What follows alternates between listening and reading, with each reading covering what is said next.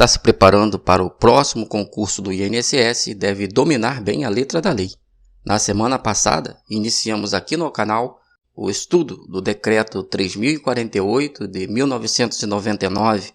Em se tratando de direito previdenciário, conhecer este decreto é de suma importância para quem pretende seguir carreira, seja como técnico ou analista no INSS. Fala aqui o Washington Luiz, sou jornalista, criador do canal.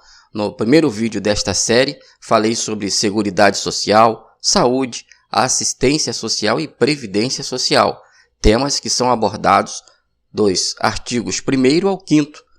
No vídeo de hoje, vamos estudar o livro 2, que trata dos benefícios da Previdência Social. O título 1º, os regimes de previdência, são os artigos 6º e 7º, que tratam deste tema, e também vamos conhecer quem são os beneficiários do regime geral de previdência social do INSS.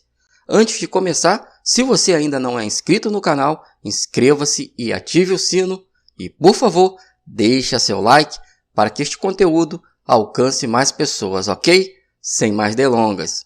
Este assunto é muito extenso, mas é preciso prestar bem atenção à letra da lei, ok?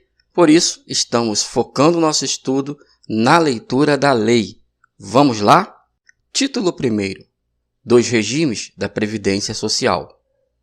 Artigo 6º.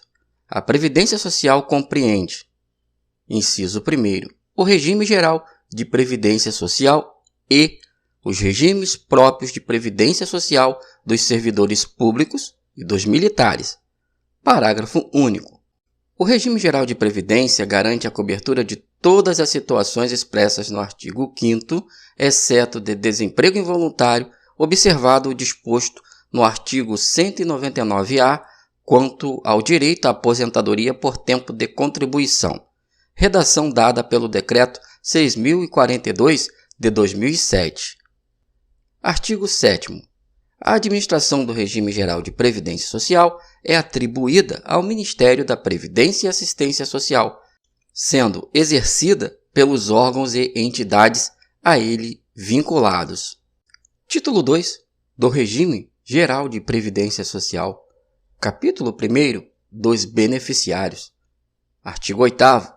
São beneficiários do regime geral de previdência social as pessoas físicas classificadas como segurados e dependentes, nos termos das seções 1 e 2 deste capítulo. Seção 1. Dos segurados. Artigo 9º. São segurados obrigatórios da Previdência Social as seguintes pessoas físicas. Inciso 1º. Como empregado. Aquele que presta serviço de natureza urbana ou rural à empresa, em caráter não eventual, sob sua subordinação e mediante remuneração, inclusive como diretor empregado.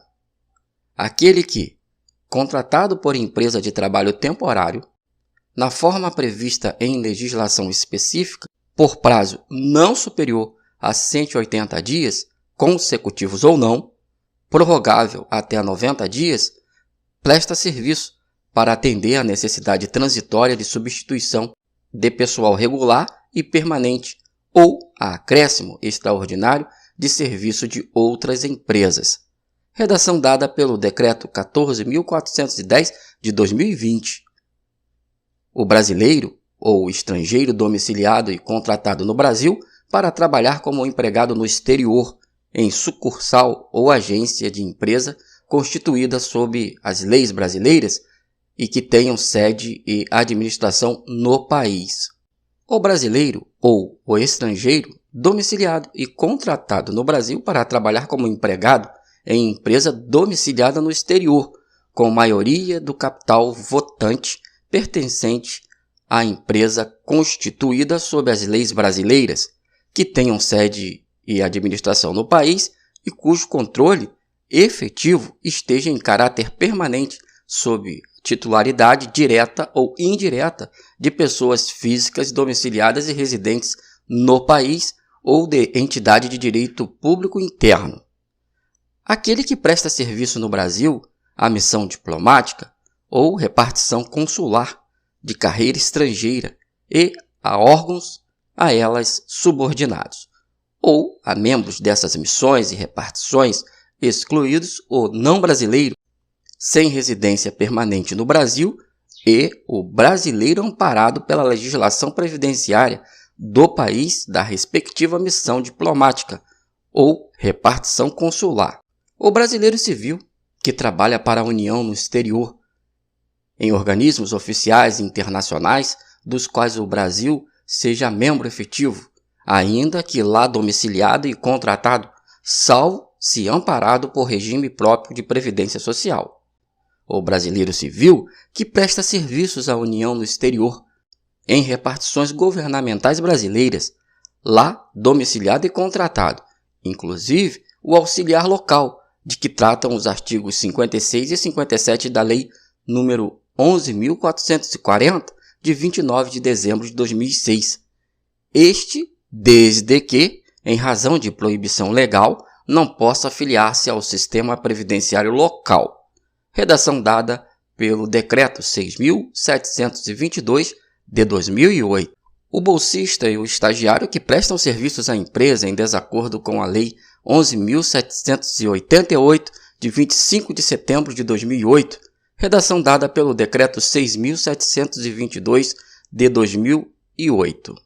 O servidor da União, Estado, Distrito Federal ou município, incluídas suas autarquias e fundações, ocupante exclusivamente de cargo em comissão, declarado em lei de livre nomeação e exoneração.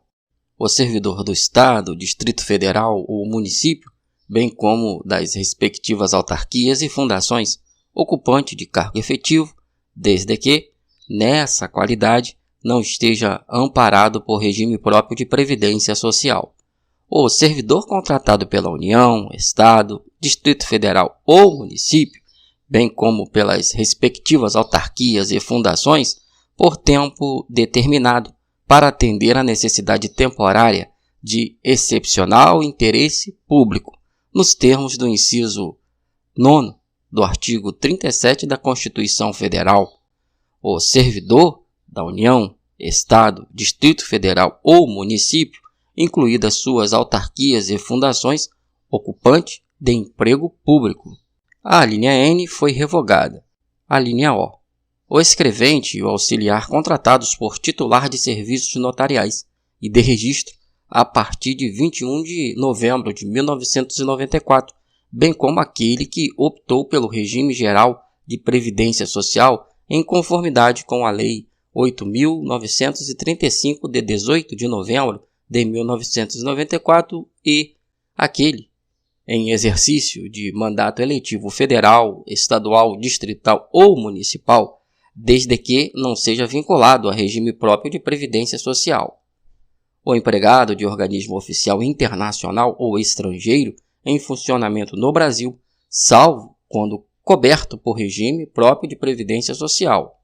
O trabalhador rural contratado por produtor rural pessoa física, na forma do artigo 14A da Lei nº 5.889, de 8 de junho de 1973, para exercício de atividades de natureza temporária por prazo não superior a 2 meses, dentro do período de 1 ano.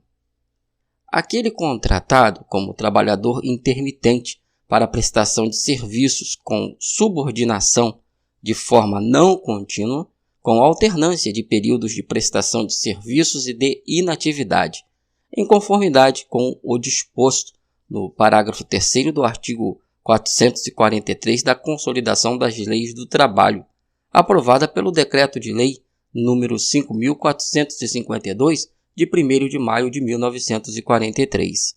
Como empregado doméstico, aquele que presta serviço de forma contínua, subordinada, onerosa e pessoal à pessoa ou família no âmbito residencial desta, em atividade sem fins lucrativos, por mais de 2 dias por semana.